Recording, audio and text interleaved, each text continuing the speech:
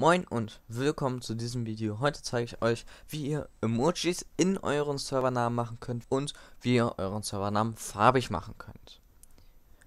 Und zwar beginnen wir sofort.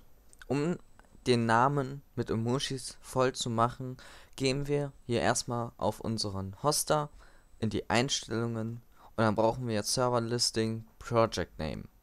Und zwar ist das sofort hier oben. Und da ist es wichtig, dass wir das hier mit einem Schloss deaktivieren. So, das muss nämlich deaktiviert sein. So, dann gehen wir jetzt in unseren FTP-Browser und dann in die server.cfg. So, hier, wenn wir weiter runter scrollen, sehen wir dann unseren SV-Hostname.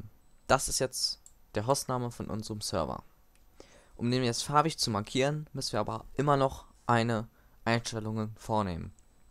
Und dafür in Visual Code Studio müssen wir jetzt hier F1 drücken, dann Change File Encoding, Reopen with Encoding und dann brauchen wir UFT8. Das ist wichtig, damit wir Emojis hinzufügen können. Bei Notepad++ weiß ich jetzt nicht genau, wie das geht. Ich glaube, da steht ein Punkt mit Encoding oben in der Leiste und dann müsst ihr auch UFT8, also UFT8 aktivieren. So, wenn wir das jetzt alles gemacht haben, können wir auch schon loslegen. Und zwar habe ich jetzt hier mal eine Webseite rausgesucht, wo es Emojis gibt. Als Beispiel nehmen wir jetzt mal hier das Flugzeug. Dann gehen wir hier einfach auf Kopieren.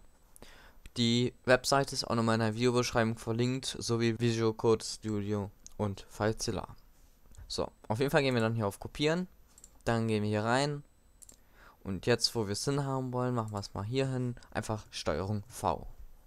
So, jetzt können wir hier unseren Namen noch schmücken, zum Beispiel mit Rettungsdienst und dann beim Rettungsdienst nehmen wir dann auch hier irgendwie ein Emoji, also ein Auto-Emoji. Dazu gehe ich jetzt zweimal zurück und hier ist dann auch ein Auto-Emoji. Krankenwagen. Können wir hier den hier noch hin tun und so weiter und so fort. Wenn wir das dann speichern mit STRG S und das wieder hochladen und den Server dann starten, ist das übernommen worden. Bevor ich euch das jetzt zeige, nehmen wir noch andere Dinge vor. Und zwar, wie ihr euren Servernamen farbig machen könnt. Es ist möglich, aber nur mit Patreon. Das heißt, ihr braucht von 5M die Patreon und zwar das mindestens für 15 Euro pro Monat.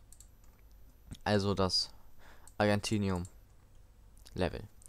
Und zwar habt ihr dann die Codes 1 bis 9 verfügbar. Die Farbcodes, also was jetzt 2 heißt, ist auch nochmal unten alles beschrieben. Von 1 bis 9. Auf jeden Fall gehen wir dann jetzt hier wieder in unsere Server-Config.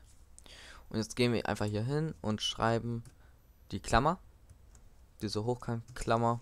Und dann eben eine Zahl. In dem Fall nämlich 2. Das können wir dann hier immer alles mitmachen. Die Klammer 5, die Klammer 7. Rettungsdienst ist glaube ich 3. Also orange oder rot ist 3. Aber wie gesagt, unten ist alles nochmal gezeigt, was heißt. Auf jeden Fall können wir das dann hier speichern, schließen, natürlich wieder hochladen und dann können wir auch den Server schon starten. Wenn wir dann den Server gestartet haben, werden wir hier sehen, ist ja nichts, hat ja nicht geklappt. Doch, es kann nur manchmal dauern. Ich habe jetzt zwischen dann, wenn der Server gestartet wurde, circa über eine Stunde verbracht, um zu gucken, dass das hinhaut.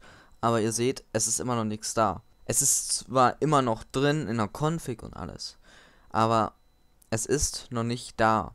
Es kann manchmal wirklich länger dauern als gedacht, als man eigentlich denkt. Also es ist wirklich ein bisschen tricky manchmal. Ihr müsst einfach gucken, wenn es nach einem Tag oder so nicht da ist, spätestens, dann könnt ihr mich gerne nochmal anschreiben. Oder ihr guckt, wenn ihr hier auf Zap Hosting seid, guckt ihr einfach hier unter Support und dann Zap Hosting Dokumentation. Hier findet ihr auch nochmal zu weiteren Themen Hilfe und weiteres. Zum Beispiel hier nochmal Servernamen färben. Hier habt ihr dann nochmal die Codes, die auch unten in der Videobeschreibung stehen. Und viel mehr.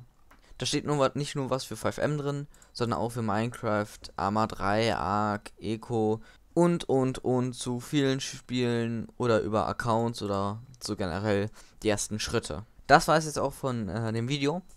Ich hoffe, euch hat's etwas weitergeholfen. Wenn ihr Fragen habt oder so, könnt ihr mich gerne über Discord kontaktieren. Mein Name steht auch unten in der Beschreibung. Und dann ja, ciao, bis zum nächsten Mal.